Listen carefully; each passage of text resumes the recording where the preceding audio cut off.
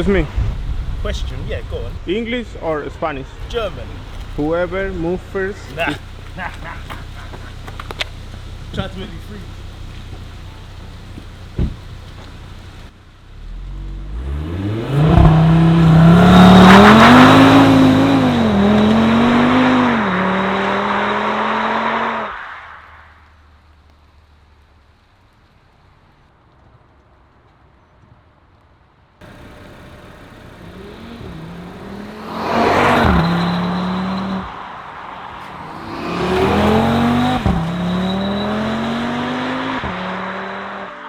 BMW M140i. Now, of course, I know what you're thinking. This is not an M140i, but if the title of the video was the best hot hatch in 2019, then I'm quite sure it would be between this and the M140i.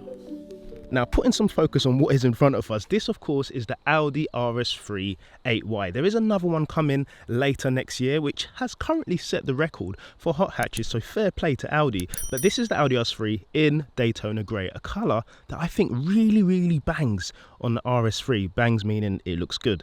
Of course, it's the Vorsprung spec, meaning we get loads of options as standard. Also as standard is this lovely 2.5 litre 5-pot that makes this lovely sound when launching it. Oh. And in the wet, woohoo! And in the wet, it still does 3.72 0 to 60 and the 0 to 30 of 1.56. Now, when it comes to the RS models, Audi don't mess around. They tend to bring us seriously fast cars, such as the RS5, RS6, and of course this, the Audi RS3, and we can't skip past the looks.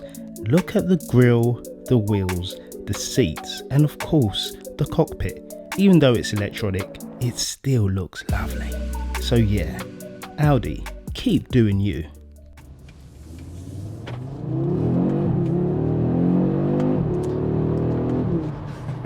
Now, it's very difficult to not make comparisons to the M140i because, as mentioned, if somebody asked me, having owned an M140i, name me the ideal hot hatch, it would definitely be between this and the M140i. But let's try and talk about this, the RS3 8Y, in case you don't know what model it is. Now, with this being the newest RS3, when we press our RS button, we have quite a few drive modes. Efficiency speaks for itself, auto speaks for itself, also comfort, and dynamic. Now, dynamic is rarely used, if I'm being honest, because when you press the RS button, you've got three options.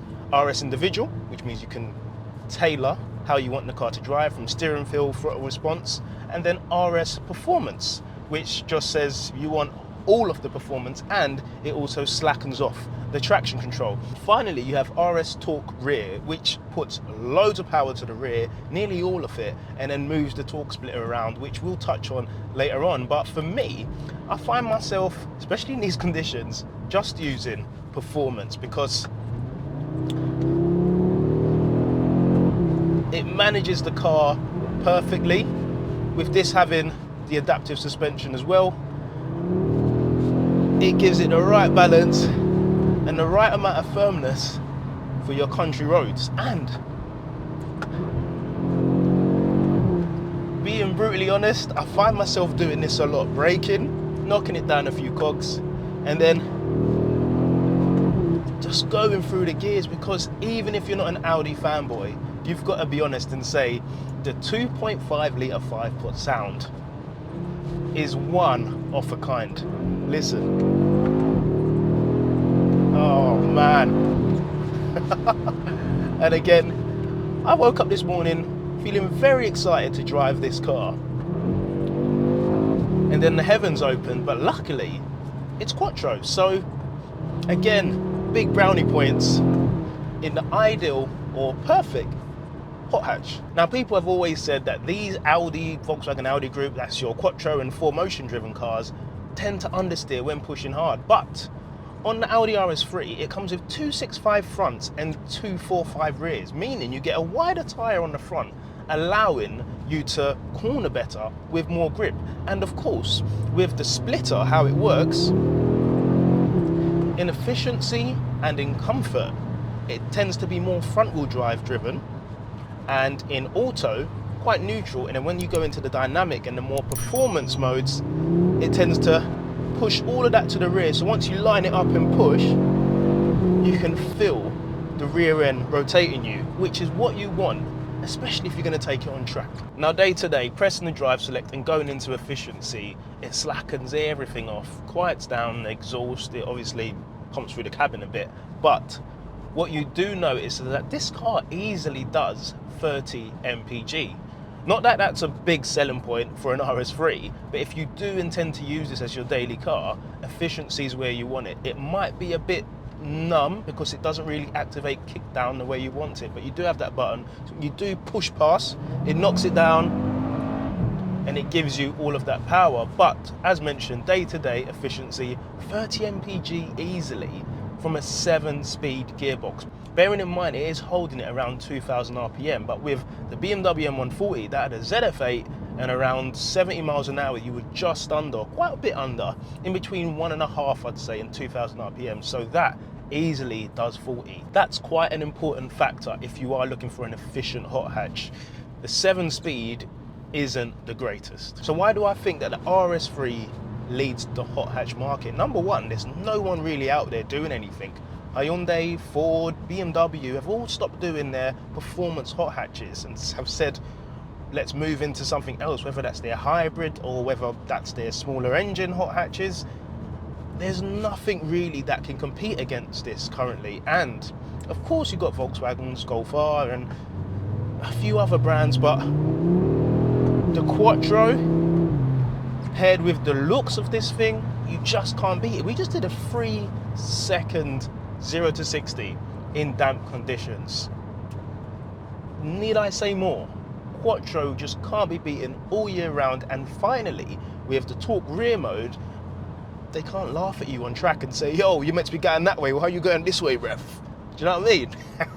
And of course, we have to touch on looks.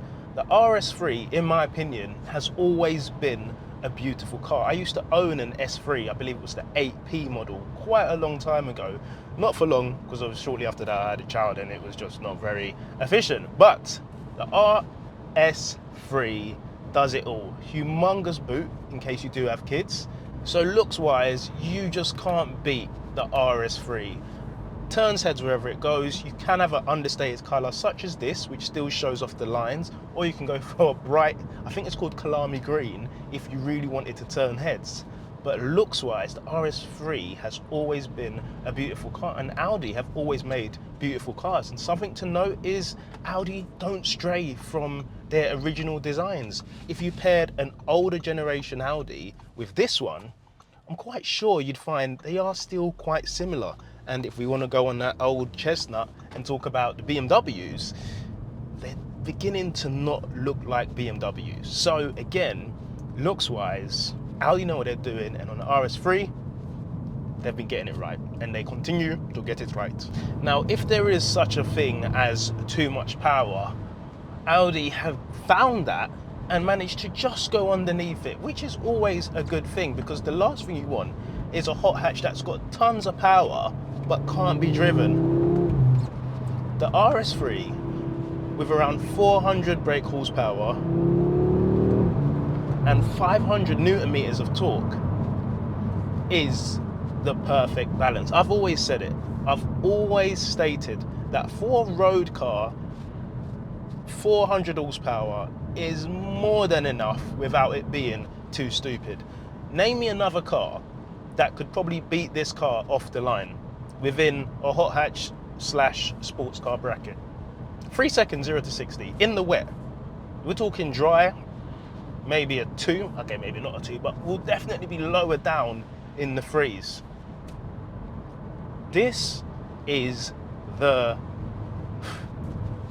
I'm lost for words here. Let me just keep driving it. I don't know how they do it, but as mentioned, Dankeschön. I did German in school. and then I bunked most of the. So as mentioned, there isn't many hot hatches that you can actually compare this against, bearing in mind a lot of the manufacturers have removed hot hatches from their lineup, but this, we've got to say, deserves to sit right at the top. And again, huge shout out to Audi for continuing to make these beautiful things. Like, just look at it, guys, come on now, this is a sexy little thing. So guys, that has been the video on the Audi RS3. If you have enjoyed it, please smash the thumbs up, subscribe if you're new to the channel, and I'll see all of your beautiful faces in the next one. Take care and God bless.